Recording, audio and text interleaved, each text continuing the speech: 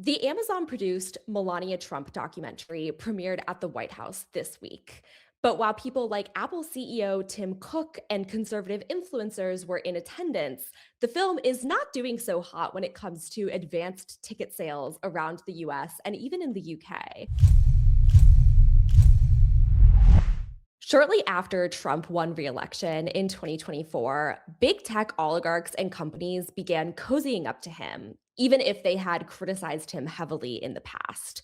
One of the people to do that was Jeff Bezos of Amazon. In early January 2025, news broke that Amazon would be producing a Melania Trump documentary that they had paid $40 million to secure the rights for, with Melania Trump reportedly earning $28 million on her own accord. Even at the time, this announcement immediately sparked a lot of backlash and scrutiny. A lot of people considered the announcement of this film and the massive multi-million-dollar payout from Amazon as functioning as almost like a bribe for Donald Trump's administration. And as Variety reported at the time, perhaps the most controversial element of the new project is its director, Brett Ratner, who hadn't worked on any major Hollywood productions since 2017 when he was accused of sexual misconduct by 6 women. Warner Brothers severed ties with him at the time. Separately, a former assistant at a major talent agency accused him of rape in a Facebook post, which he also denied. He even sued the accuser for defamation, with both sides eventually dropping their claims. At the time, he said, in light of the allegations being made, I'm choosing to personally step away from all Warner Brothers related activities.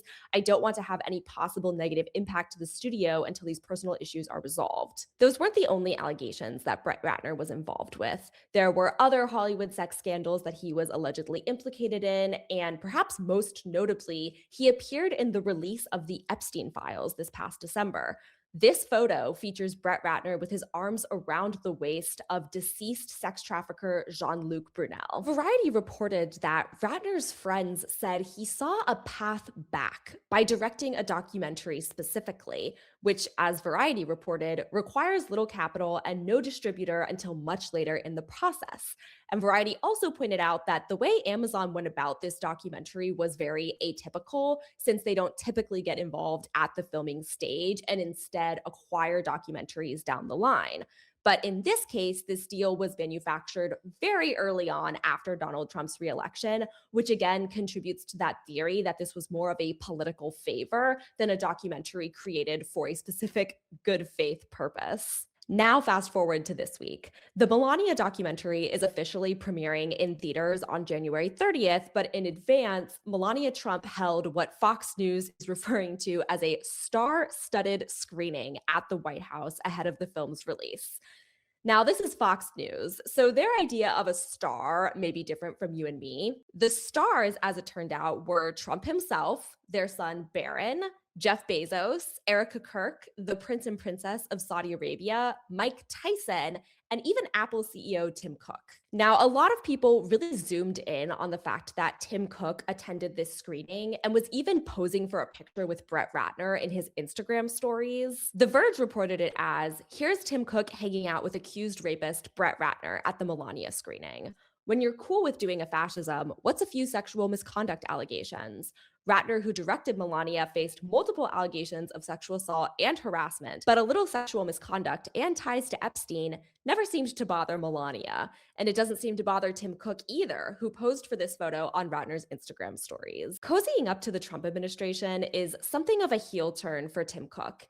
He previously supported Democratic nominees for president, and he even threw his support behind some progressive political causes. In the 2016 election, Tim Cook raised funds for Hillary Clinton, and at one point, her campaign even considered him as a potential vice president candidate. During Donald Trump's first administration, Tim Cook spoke out against his proposed immigration policies, saying, "This is unacceptable. This is not who we are as a country. I am personally shocked that there is even a discussion of this." But when Trump was reelected for a second time, Tim Cook's public-facing attitude shifted dramatically. He was one of the tech titans who personally donated $1 million to Donald Trump's inaugural committee. He was there at Donald Trump's second inauguration at the US Capitol alongside Elon Musk, Mark Zuckerberg, and Jeff Bezos. And then in August last year, Tim Cook actually visited the White House and gifted Trump this gold plaque. During this meeting, Tim Cook announced that Apple would be investing $100 million more into US-based projects as part of Trump's America First agenda.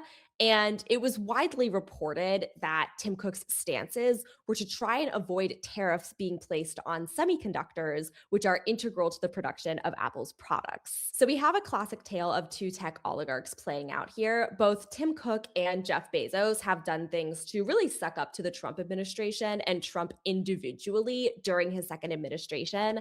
Maybe that's because they're fearing crackdowns on their economic positions or their companies. But either way, it doesn't translate over to public sentiment around the Melania film. In response to Brett Ratner posing with Tim Cook on his Instagram stories, entertainment reporter Marlo Stern also pointed out that actress Olivia Munn, who is one of Ratner's alleged victims, stars in an Apple TV Plus series called Your Friends and Neighbors. So we can see who Tim Cook actually has solidarity with when it comes to prioritizing political allies with Trump over the people who star in his company's own TV shows. Then we have Trump smiling next to Melania at the screening and writing, "Melania, the movie is a must watch. Get your tickets today. They're selling out fast." But is that really true? Are tickets for the Melania documentary selling fast? Based on anecdotal evidence, that does not seem to be the case. People around the US have been going to their local movie theater websites looking to pre-order tickets for Melania and seeing how many seats have actually been sold, including in comparison to other movies that are premiering at around the same time. So, for example, these screenshots are from a theater in Portland, Oregon. The first photo is this Friday's 7 p.m. showing of Melania, with the green seats being all of the available seats. As you can see, only 2 seats in the back have been purchased. And then in comparison, this is the 7 p.m. screening of Iron Lung, a sci fi horror movie about a convict welded inside a submarine to explore an extraterrestrial ocean of blood.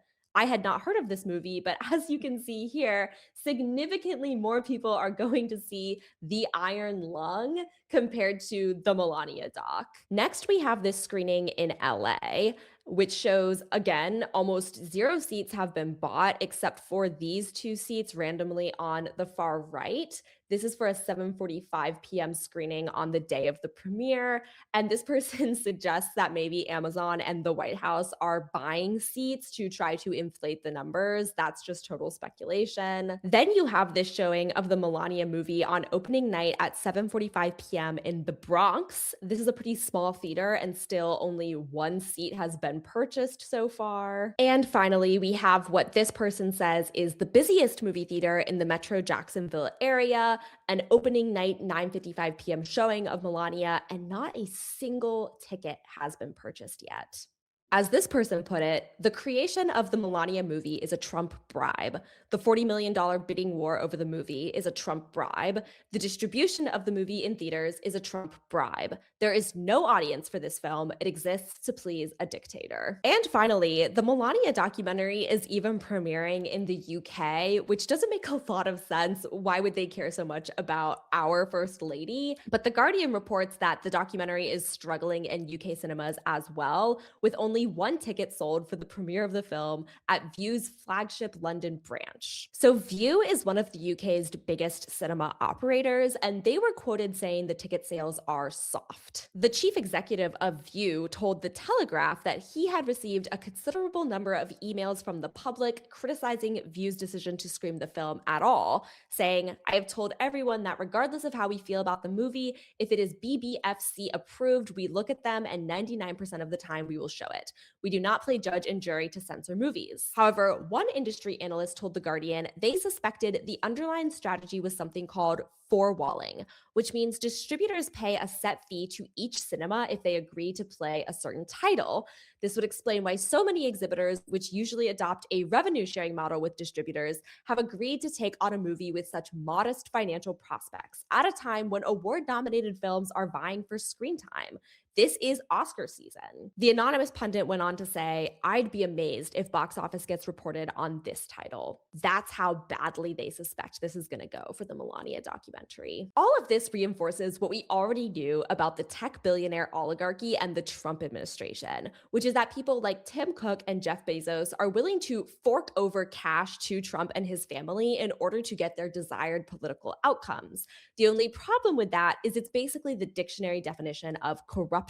That's nothing new for the Trump administration, but the whole Melania documentary further goes to show how entwined the interest of these billionaires and the Trump administration really are. However, as we can see, the public is not about to fork over cash to actually see the Melania documentary.